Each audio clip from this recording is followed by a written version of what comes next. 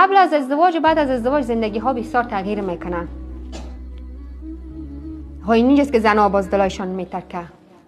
حالا تو یک وقت مرا نمیگفتی عزیزم؟ حالا چرا نمیگی؟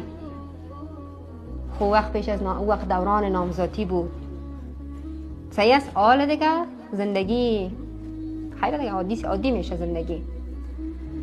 اما اصل دین میفهمین چی است؟ هرچی زندگی بیشتر بره پیشتر زندگی شیرین‌تر شده میره. اون مرد قدردان از این دست هاست و این زن قدردان از او پاهاست.